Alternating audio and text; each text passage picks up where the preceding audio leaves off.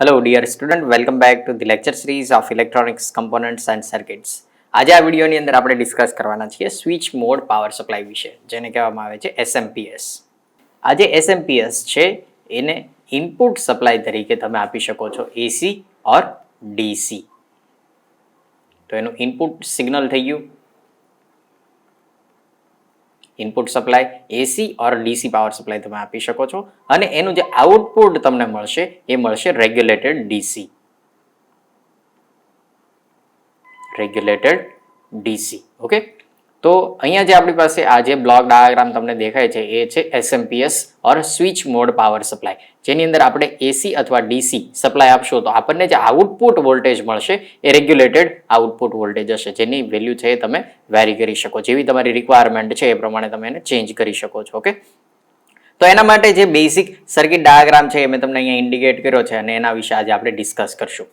તો single phase એસીમાંથી DC regulated ડીસીમાં કન્વર્ટ કરવા માટે આપણે આના પહેલા ઘણા બધા રેગ્યુલેટેડ પાવર સપ્લાય વિશે ડિસ્કસ કર્યું હતું, અને એની અંદર એક 3 પિન આઈસીનો યુઝ કરીને કઈ રીતે કોન્સ્ટન્ટ ડીસી મેળવી શકાય એના વિશે પણ ડિસ્કસ કર્યું છે. તો બેઝિક જોઈ લઈએ કે એની અંદર આપણે કઈ રીતે વર્ક કરતા હતા. તો કે આપણી પાસે જે સિંગલ ફેઝ પાવર સપ્લાય છે એ સિંગલ ફેઝ પાવર સપ્લાયને આપણે બ્રિજ રેક્ટિફાયરનો યુઝ કરીને પલ્સેટિંગ ડીસીમાં કન્વર્ટ કરતા હતા. ઓકે, તો અહીંયા ફોર એક્ઝામ્પલ આપણી પાસે છે કોઈ એક બ્રિજ રેક્ટિફાયર. ઓકે, બ્રિજ રેક્ટિફાયરનો જે સિમ્બોલ છે એ કંઈક આ ટાઈપનો આપવામાં આવે છે, જેની અંદર 4 ડાયોડનો યુઝ કરવામાં આવે છે, અને આ 4 ડાયોડ છે એકબીજા સાથે બ્રિજ કન્ફિગરેશનની અંદર કનેક્ટેડ હોય છે. અહીંયા જે સિગ્નલ છે ઓર સપ્લાય છે એ છે AC supply. Okay, 230 and 50 hertz.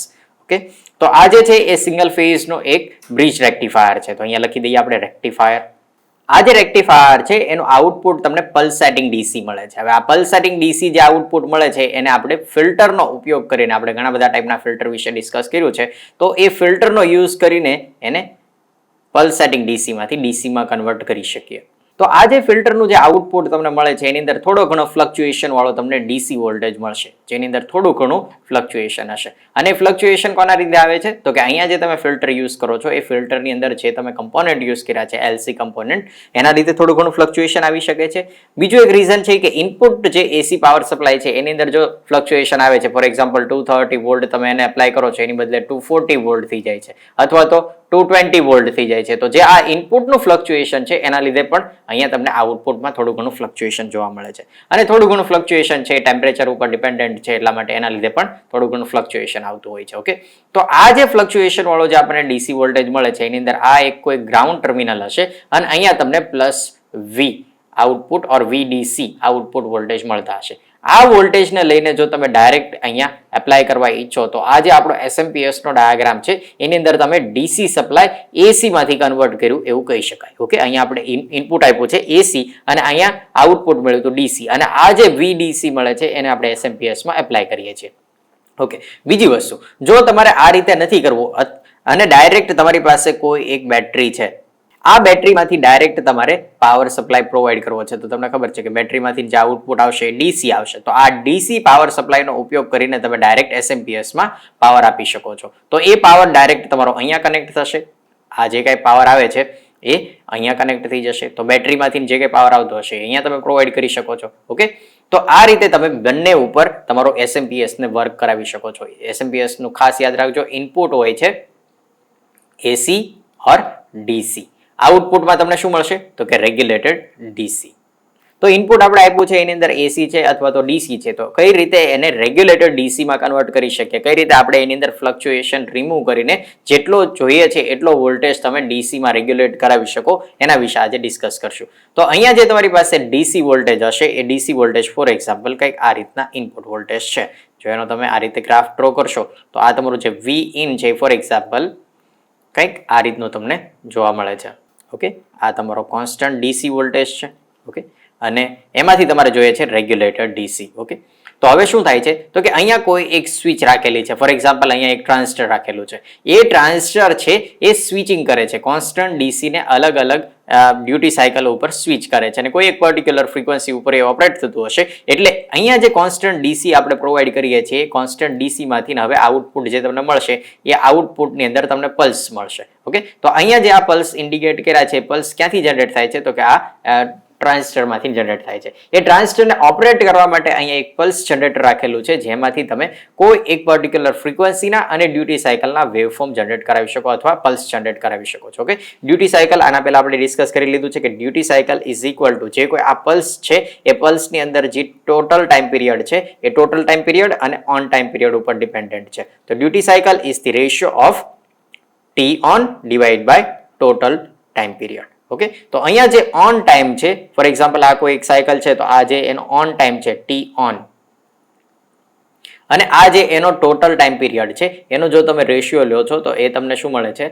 Duty cycle. Okay, તો આ જે ડ્યુટી સાયકલ છે એ અહીંયા તમે પલ્સ જનરેટરની અંદર સેટ કરી શકો છો અને એની ફ્રીક્વન્સી પણ સેટ કરી શકો છો. તો આના પહેલાના એક ચેપ્ટરની અંદર આપણે ડિસ્કસ કર્યું હતું સિમ્પલ સર્કિટ યુઝિંગ આઈસીસ. એની અંદર આપણે એક 555 ટાઈમર જોયું હતું. એ 555 ટાઈમરને જો તમે એ સ્ટેબલ મોડની અંદર વર્ક કરાવો છો તો આવું એક પલ્સ જનરેટર તમે 555 નો યુઝ કરીને ડિઝાઇન કરી શકો કે જેની અંદર તમે ફ્રીક્વન્સી અને ડ્યુટી સાયકલ બંને વસ્તુ છે સેટ કરી શકો. ઓકે, તો અહીંયા ડ્યુટી સાયકલ સેટ કરવા માટે કોઈ એક વેરિયેબલ રેઝિસ્ટર અથવા તો એક પોટેન્શિયોમીટર રાખ્યો હશે જેની વેલ્યુ તમે વેરી કરો તો આ પલ્સની ડ્યુટી સાયકલ અથવા તો એની ફ્રીક્વન્સી છે એ તમે વેરી કરી શકો છો. ઓકે, તો એનાથી આ ટ્રાન્ઝિસ્ટર છે ઓપરેટ થાય છે. જ્યારે ટ્રાન્ઝિસ્ટર ઓપરેટ થશે ત્યારે એના અંદર આ ટાઈપના કંઈક પલ્સ મળશે. હવે એ પલ્સની નું એમ્પ્લિટ્યુડ કેટલું હશે તો કે 0 થી લઈને +V in સુધીનું હશે. જે તમે અહીંયા અપ્લાય કર્યા હશે વોલ્ટેજ, મેક્સિમમ ડીસી વોલ્ટેજ, ત્યાં સુધી એના પલ્સ જનરેટ થશે. ઓકે, આ પલ્સને જો તમે આ ફિલ્ટરમાં અપ્લાય કરો છો તો એ ફિલ્ટરનું જે આઉટપુટ મળશે તમને રેગ્યુલેટેડ ડીસી આઉટપુટ વોલ્ટેજ મળશે. ઓકે, તો કેવી પ્રોસેસ થાય છે તો કે ફોર એક્ઝામ્પલ અહીંયા આપણે જે પલ્સ આપ્યા છે એ પલ્સનું વેવફોર્મ ડ્રો કરીએ તો ફોર એક્ઝામ્પલ આટલું કંઈક 5 વોલ્ટનું આપણે પલ્સ પ્રોવાઈડ કરીએ છીએ કે જેની અંદર કોઈ પર્ટિક્યુલર ઓન ટાઈમ પીરિયડ છે અને રિમેનિંગ ટાઈમ ઓફ ટાઈમ છે. ઓકે, તો આ થઈ ગયા એના પલ્સ, અને આ પલ્સના લીધે જે તમને ટ્રાન્ઝિસ્ટર પછી જે આઉટપુટ મળે છે એનો જો તમે ગ્રાફ ડ્રો કરો તો તમને એની અંદર મેક્સિમમ જે તમે ઇનપુટ સપ્લાય આપ્યો છે V in એટલા એમ્પ્લિટ્યુડના તમને પલ્સ મળશે. જેટલા ટાઈમ પીરિયડ માટે તમારું ટ્રાન્ઝિસ્ટર ઓન છે એટલા ટાઈમ પીરિયડ માટે જ પલ્સ મળશે. રિમેનિંગ ટાઈમમાં ટ્રાન્ઝિસ્ટર ઓફ હશે તો આઉટપુટ 0 થઈ જશે. તો આ ટાઈપના કંઈક તમને ટ્રાન્ઝિસ્ટર પછી પલ્સ મળવાનું શરૂ થઈ જશે જ્યારે તમે પલ્સ પ્રોવાઈડ કરો બેઝ ઉપર ત્યારે, અને એનું એમ્પ્લિટ્યુડ છે એ હશે +V in જેટલું. ઓકે, અને આ જે છે એ આપણું ટ્રાન્ઝિસ્ટરનું આઉટપુટ વોલ્ટેજ છે. અને આ પલ્સને જો તમે અહીંયા જે ફિલ્ટર રાખેલા છે કેપેસિટરનો અને ઇન્ડક્ટરનો યુઝ કરીને જે ફિલ્ટર ડિઝાઇન કર્યું છે LC ફિલ્ટર, એમાં પ્રોવાઈડ કરશો તો તમને રેગ્યુલેટેડ ડીસી આઉટપુટ વોલ્ટેજ આપશે. અને એની વેલ્યુ કેટલી હશે એ આપણે ચેક કરવું હોય તો એના માટે શું કરી શકીએ તો કે આ જે વોલ્ટેજ છે એની એવરેજ લેવી પડશે. તો એક સાયકલ કમ્પ્લીટ ક્યાં થાય છે તો કે અહીંથી શરૂ થઈને અહીંયા સાયકલ કમ્પ્લીટ થાય છે. નેક્સ્ટ સાયકલ અહીંથી શરૂ થઈને અહીંયા સાયકલ કમ્પ્લીટ થાય છે. ઓકે, તો એ જે સાયકલ છે એ સાયકલ સ્ટાર્ટ થઈને ત્યાંથી કમ્પ્લીટ થઈને અહીં સુધી કમ્પ્લીટ થાય છે તો એની એવરેજ વેલ્યુ તમે લેશો તો કંઈક અહીંયા સુધી તમને એની એવરેજ વેલ્યુ મળશે. ઓકે, કારણ કે ડ્યુટી સાયકલ બહુ ઓછી છે. જો આના કરતાં વધારે ડ્યુટી સાયકલ રાખવામાં આવે તો તમને જે આઉટપુટ વોલ્ટેજ મળે છે આઉટપુટ એવરેજ આઉટપુટ વોલ્ટેજ તમને વધારે મળી શકે. For example duty cycle change કરીએ અને 90% ડ્યુટી સાયકલ અને 10% ઓફ ટાઈમ રાખી દઈએ તો આઉટપુટ વોલ્ટેજ હવે આવા કંઈક મળશે પલ્સ. અને એ પલ્સ કોના ઉપર ડિપેન્ડન્ટ છે તો કે જે ટ્રાન્ઝિસ્ટરના બેઝ ઉપર તમે પલ્સ જનરેટર પ્રોવાઈડ કરો છો એ પલ્સ ઉપર ડિપેન્ડન્ટ છે. તો હવે ઓન ટાઈમ વધારે છે તો ઓન ટાઈમ વધારે હોવાના લીધે હવે શું થશે તો કે એવરેજ આઉટપુટ વોલ્ટેજ છે એ તમારા હવે વધારે મળશે. ઓકે, આ થઈ ગયું આઉટપુટ વોલ્ટેજનું વેવફોર્મ. તો એ આઉટપુટ વોલ્ટેજ છે એ ડિપેન્ડન્ટ છે જે તમે પલ્સ જનરેટર યુઝ કરો છો એ પલ્સ જનરેટરના પલ્સની વિડ્થ ઉપર. ઓકે, તો અહીંયા તમને આ રીતના કંઈક output voltage average output voltage મળશે. ઓકે, તો આ જે યલો લાઈન છે એ તમારા ફિલ્ટર પછીનું આઉટપુટ છે જે તમે અહીંયા LC ફિલ્ટર યુઝ કરો છો એના પછી તમને આ યલો લાઈનનું જે આઉટપુટ છે એ રેગ્યુલેટેડ આઉટપુટ અહીંયા મળશે. જે આઉટપુટ વોલ્ટેજ તમે અહીંયા આપો છો એને એ જ ફીડબેક લઈને અહીં પલ્સ જનરેટરમાં આપ્યું છે તો પલ્સ જનરેટરમાં જેવી તમારી રિક્વાયરમેન્ટ છે એ રીતે તમે સેટ કરીને અહીંયા રેગ્યુલેટેડ આઉટપુટ લઈ શકો છો. તો ખાસ યાદ રાખજો જે આ સ્વિચ મોડ પાવર સપ્લાય છે એ સ્વિચ મોડ પાવર સપ્લાયની અંદર ઇનપુટ વોલ્ટેજ છે એ છે AC ઓર DC પાવર સપ્લાય, અને એનું જે આઉટપુટ મળે છે એ કેવું મળશે તો કે રેગ્યુલેટેડ DC. આ સિમ્પલ એક બ્લોક ડાયાગ્રામ હતો. આને આ જ વસ્તુને આપણે સર્કિટ ડાયાગ્રામના ફોર્મમાં જોવું હોય તો કંઈક આ રીતે તમને જોવા મળશે. ઓકે, અહીંયા તમે જોઈ શકો છો આ છે એ 230 વોલ્ટનો એક સિંગલ ફેઝ પાવર સપ્લાય છે. તો અહીંયા આપણે લખી દઈએ 230 volt and 50 hertz frequency AC power supply. આ જે પાવર સપ્લાય આવે છે એને તમે સ્ટેપ ડાઉન ટ્રાન્સફોર્મરનો યુઝ કરીને જેવી તમારી રિક્વાયરમેન્ટ છે એટલા કોન્સ્ટન્ટ ડીસીમાં તમે કન્વર્ટ કરી શકો. ઓકે, તો અહીંયા એક સ્ટેપ ડાઉન ટ્રાન્સફોર્મર રાખી દીધું છે. આ સ્ટેપ ડાઉન ટ્રાન્સફોર્મરમાં 230માંથી જેવી રિક્વાયરમેન્ટ હશે 40 વોલ્ટની રિક્વાયરમેન્ટ હોય તો 40 વોલ્ટનું તમને આઉટપુટ સ્ટેપ ડાઉન થયેલું મળશે. ઓકે, તો આ થઈ ગયું સ્ટેપ ડાઉન ટ્રાન્સફોર્મર. ઓકે, એના પછી આપણે ઉપરના બ્લોક ડાયાગ્રામમાં જોયું હતું કે એની અંદર રેક્ટિફાયર હોય છે, તો આ થઈ ગયો રેક્ટિફાયર, બ્રિજ રેક્ટિફાયર. આ બ્રિજ રેક્ટિફાયરનું જે આઉટપુટ છે એ તમને પલ્સ સેટિંગ ડીસી મળશે. અહીંયા તમારી પાસે જે સિગ્નલ હતું એ સિગ્નલની અંદર કંઈક આ રીતના સાઇનોસોઇડલ સિગ્નલ મળશે, જેમાં 230 વોલ્ટ અને 50 હર્ટ્ઝ હશે. અહીંયા જે સ્ટેપ ડાઉન થયેલો આઉટપુટ મળશે, સ્ટેપ ડાઉન થઈ ગયેલો આઉટપુટ જેમાં એમ્પ્લિટ્યુડ છે એ બહુ ઓછું થઈ ગયું હશે. ઓકે, એટલે કંઈક આ રીતે થશે. અને રેક્ટિફાયરનું જે આઉટપુટ મળશે એ ફૂલ વેવ રેક્ટિફાયર છે, તો અહીંયા તમને ફૂલ વેવ આ રીતે મળશે, પલ્સ સેટિંગ ડીસી મળશે. આ પલ્સ સેટિંગ ડીસી ને કોન્સ્ટન્ટ ડીસીમાં કન્વર્ટ કરવા માટે આપણે શું કર્યું છે તો કે કેપેસિટિવ ફિલ્ટર અહીંયા યુઝ કર્યું છે. તો આ જે કેપેસિટિવ ફિલ્ટર છે એના લીધે ફિલ્ટર થયેલું જે આઉટપુટ છે એ તમને કંઈક આ ટાઈપનું જોવા મળશે, જેની અંદર કેપેસિટર ચાર્જ થશે શરૂઆતમાં, પછી discharge charge, discharge charge, discharge, એના લીધે આવું આઉટપુટ વોલ્ટેજનું મળશે. ઓકે, તો આ થઈ ગયું એક સિમ્પલ એક લિનિયર ડીસી પાવર સપ્લાય, જેમાં આપણને કોન્સ્ટન્ટ ડીસીની બદલે થોડું ઘણું ફ્લક્ચ્યુએશન વાળું આઉટપુટ મળે છે. આ જે વોલ્ટેજ છે એને કહીએ છીએ આપણે V in, plus V in voltage. એ પ્લસ વી ઇન વોલ્ટેજને આપણે એક ટ્રાન્ઝિસ્ટરમાં એપ્લાય કરીએ છીએ, તો આ ટ્રાન્ઝિસ્ટર શું કરે છે તો કે હાઈ ફ્રીક્વન્સીથી એનું સ્વિચિંગ કરાવે છે. અહીંયા જે આ વોલ્ટેજ કંટ્રોલ બ્લોક છે એ વોલ્ટેજ કંટ્રોલની અંદર આપણે એપ્લાય શું કર્યું છે તો કે અહીંયા એક કમ્પેરેટર યુઝ કર્યું છે, જે ઓપરેશનલ એમ્પ્લીફાયરનો યુઝ કરીને બનાવી શકાય. આના વિશે આપણે ડિસ્કસ કરી લીધું છે. ઓકે, તો આ કમ્પેરેટરનું જે આઉટપુટ છે એ તમે આપ્યું છે વોલ્ટેજ રેગ્યુલેટરને. તો કમ્પેરેટરમાં ઇનપુટ શું આપ્યું છે તો કે એક તો અહીંયા જે આઉટપુટ વોલ્ટેજ મળે છે, આઉટપુટ વોલ્ટેજને લઈને આપી દીધા છે, અને એક રેફરન્સ વોલ્ટેજ આપ્યા છે. એમાંથી પલ્સ જનરેટ થશે, એનાથી વોલ્ટેજ કંટ્રોલ સર્કિટ છે એ અહીંયા પલ્સ પ્રોવાઈડ કરશે. તો હાઈ ફ્રીક્વન્સીના પલ્સ તમે જો બેઝ ઉપર આપો છો તો એના લીધે હાઈ ફ્રીક્વન્સીમાં સ્વિચિંગ થશે, અને અહીંયા જે તમને કોન્સ્ટન્ટ ડીસી મળતું હતું એના બદલે હાઈ ફ્રીક્વન્સી હવે પલ્સ મળશે. આ જે હાઈ ફ્રીક્વન્સી પલ્સ મળે છે એને આપણે એક ટ્રાન્સફોર્મરનો યુઝ કરીને એને સ્ટેપ અપ કરાવીએ છીએ. ઓકે, તો અહીંયા આપણે યુઝ કર્યું છે ferrite core transformer. Ferrite core ટ્રાન્સફોર્મરનો સિમ્બોલ જો તમને ના ખબર હોય તો આ રીતનો એનો સિમ્બોલ આવે છે. ઓકે, અને એ ફેરાઇટ કોર ટ્રાન્સફોર્મર છે એ આ હાઈ ફ્રીક્વન્સી પલ્સને સ્ટેપ અપ કરાવે છે. એનું જે આઉટપુટ આવે છે એને આપણે બે ડાયોડનો યુઝ કરીને રેક્ટિફાય કરીએ છીએ. આ રેક્ટિફાયર છે સિંગલ, એક ફૂલ વેવનો રેક્ટિફાયર છે 2 ડાયોડનો યુઝ કરીને. એનું જે આઉટપુટ આપણને મળે છે રેક્ટિફાયરનું એ તમને ફરી વખત મળશે પલ્સ સેટિંગ ડીસી. એ પલ્સ સેટિંગ ડીસી નો યુઝ કરીને આપણે શું કરીએ છીએ તો કે આ અહીંયા પાઈ ફિલ્ટર ડિઝાઇન કર્યું છે. ઓકે, આના વિશે આપણે એક વિડીયો જોઈ લીધો છે કે પાઈ ફિલ્ટરનું ફંક્શન શું છે, કઈ રીતે પાઈ ફિલ્ટર છે એ પલ્સ સેટિંગ ડીસીમાંથી ડીસી વોલ્ટેજમાં કન્વર્ટ કરે છે. તો આ જે પલ્સ સેટિંગ ડીસી વોલ્ટેજ મળે છે એ પલ્સ સેટિંગ ડીસીને આપણે ફિલ્ટર, પાઈ ફિલ્ટરનો યુઝ કરીને અહીંયા રેક્ટિફાય કરીએ છીએ. તો અહીંયા તમને કોન્સ્ટન્ટ ડીસી વોલ્ટેજ મળવાના ચાલુ થઈ જશે, જેને આપણે કહેશું વી આઉટ. તો આપણે જેટલા બ્લોક જોયા છે એ ફરી વખત અહીંયા લખી લઈએ. આ જે છે એને કહેવામાં છે સ્વિચિંગ ડિવાઇસ અથવા તો સ્વિચ. ઓકે, હાઈ ફ્રીક્વન્સીની સ્વિચ છે જેને હાઈ ફ્રીક્વન્સીથી સ્વિચિંગ કરાવવામાં આવે છે. પહેલું હતું સિંગલ ફેઝ પાવર સપ્લાય, પછી સ્ટેપ ડાઉન ટ્રાન્સફોર્મર, પછી રેક્ટિફાયર, પછી ફિલ્ટર છે આ કેપેસિટિવ ફિલ્ટર, પછી હાઈ ફ્રીક્વન્સી સ્વિચ છે, પછી એક ફેરાઇટ કોર ટ્રાન્સફોર્મર છે, અહીંયા તમારી પાસે એક રેક્ટિફાયર છે, તો અહીંયા લખી દઈએ રેક્ટિફાયર, ફૂલ વેવ રેક્ટિફાયર છે. ઓકે, તો આ ફૂલ વેવ રેક્ટિફાયરનું કામ શું છે તો કે એને રેક્ટિફાય કરશે, જે કાંઈ અહીંયા પલ્સ મળતા હશે રેક્ટિફાય કરીને તમને અહીંયા પલ્સ સેટિંગ ડીસી પ્રોવાઈડ કરશે. આ પલ્સ સેટિંગ ડીસી છે એને આપણે પાઈ ફિલ્ટરનો યુઝ કરીને રેક્ટિફાય ફિલ્ટર કરીએ છીએ. ઓકે, તો પાઈ ફિલ્ટર આવી જશે, પાઈ ફિલ્ટરથી એને ફિલ્ટર કરી દીધું તો કોન્સ્ટન્ટ ડીસી અહીંયા આઉટપુટ વોલ્ટેજ તમને મળી જશે. આ જે આઉટપુટ વોલ્ટેજ છે એને વોલ્ટેજ ડિવાઈડરમાં અપ્લાય કર્યા છે અને લોડમાં અપ્લાય કર્યા છે. ઓકે, લોડ અને વોલ્ટેજ ડિવાઈડર પેરેલલ છે એટલે બંનેમાં વોલ્ટેજ કોમન હશે.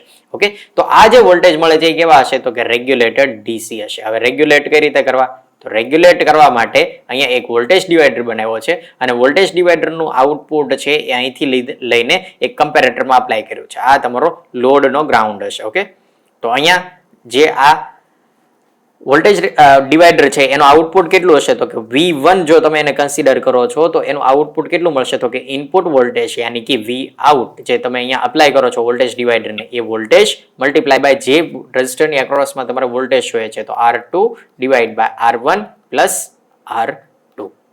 આટલું આઉટપુટ વોલ્ટેજ છે એ તમે અહીંથી લઈને આ કમ્પેરેટરમાં અપ્લાય કરો છો તો આ કમ્પેરેટરની અંદર કમ્પેર થશે V1 વોલ્ટેજ અને V રેફરન્સ વોલ્ટેજની. એનાથી શું થશે તો કે એનાથી આ કમ્પેરેટર એક્ટિવ હાઈ ઓર એક્ટિવ લો થશે, એટલે કે એની અંદર આઉટપુટ વીસીસી ઓર 0 વોલ્ટ આવશે. ઓકે, જે અહીંયા પાવર સપ્લાય આપણે કમ્પેરેટરમાં ભણ્યા હતા, કમ્પેરેટરમાં બે વસ્તુ હોય છે, એક હોય છે વીસીસી અને બીજું હોય છે ગ્રાઉન્ડ. ઓકે, તો જેવી અહીંયા કમ્પેરિઝન થશે, if V reference is more than V1 or V reference is less than V1. Okay, તો આ કમ્પેરિઝનના આધારે આ કમ્પેરેટરનું આઉટપુટ મળશે અને એ આઉટપુટ આપણે આપીએ છીએ વોલ્ટેજ કંટ્રોલરને. આ વોલ્ટેજ કંટ્રોલરની અંદર શું હશે તો કે એક ટ્રાયંગ્યુલર પલ્સ જનરેટર હશે. એ ટ્રાયંગ્યુલર પલ્સ જનરેટર છે એની સાથે જે અહીંયા આઉટપુટ મળે છે એ આઉટપુટ વોલ્ટેજની કમ્પેરિઝન થશે. ફોર એક્ઝામ્પલ કંઈક આ રીતે છે, ટ્રાયંગ્યુલર પલ્સ જનરેટર છે, એમાં ટ્રાયંગ્યુલર પલ્સ છે કંઈક આ રીતે તમને મળતા હશે. ઓકે, તો આ પલ્સની સાથે કોઈ એક કોન્સ્ટન્ટ ડીસી વોલ્ટેજ છે આ કમ્પેરેટરમાંથી આવે છે, કમ્પેરેટરમાંથી આવતા વોલ્ટેજની કમ્પેર થશે અને કમ્પેર થયા પછી એના પલ્સ જનરેટ થશે અને એ પલ્સ છે એ કંઈક આ રીતના હશે. જેટલા ટાઈમ પીરિયડ માટે ટ્રાયંગ્યુલર પલ્સની વિડ્થ છે એ વધારે છે એટલા ટાઈમ પીરિયડ માટે તમને વોલ્ટેજ નહીં મળે, બાકીના ટાઈમમાં વોલ્ટેજ મળશે. તો એના લીધે જે પલ્સ મળશે એ કંઈક આવા હશે. જેટલા ટાઈમની અંદર ટ્રાયંગ્યુલર પલ્સ વધારે છે એટલા ટાઈમમાં પલ્સ નહીં મળે, રિમેનિંગ ટાઈમમાં તમને પલ્સ મળશે. ઓકે, તો આ રીતના તમને પલ્સ મળે છે. આ પલ્સનો યુઝ કરીને શું થાય છે તો કે આ જે સ્વિચ છે એ સ્વિચિંગ કરે છે. એ હાઈ ફ્રીક્વન્સીનું સિગ્નલ હશે, આ જે ટ્રાયંગ્યુલર પલ્સ હશે હાઈ ફ્રીક્વન્સીના પલ્સ હશે અને એ પલ્સથી આ સ્વિચ છે એ સ્વિચિંગ કરે છે અને જેના લીધે આપણે અહીંયા જોયું હતું કે અહીંયા તમને હાઈ ફ્રીક્વન્સીના ડીસી પલ્સ મળે છે. એ પલ્સને તમે ટ્રાન્સફોર્મરમાં એપ્લાય કરો છો, ફરી વખત રેક્ટિફાય કરો છો, રેક્ટિફાય કર્યા પછી પાઇપ ફિલ્ટરનો યુઝ કરીને ફિલ્ટર કર્યું અને અહીંયા output voltage regulated DC output voltage મળે છે. તો આ રીતે એસએમપીએસ છે એ વર્ક કરતું હોય છે, જેની અંદર તમે એસી કે ડીસી પાવર સપ્લાય અપ્લાય કરશો તો તમને આઉટપુટમાં રેગ્યુલેટેડ ડીસી આઉટપુટ વોલ્ટેજ મળી શકે છે. ઓકે, તો આ હતો એક પોઈન્ટ જેના ઉપર આપણે ડિસ્કશન બાકી હતું, જે છે એસએમપીએસ. ઓકે, નેક્સ્ટ વિડીયોની અંદર ડિસ્કસ કરશું યુપીએસ વિશે, અનઇન્ટરપ્ટેડ પાવર સપ્લાય.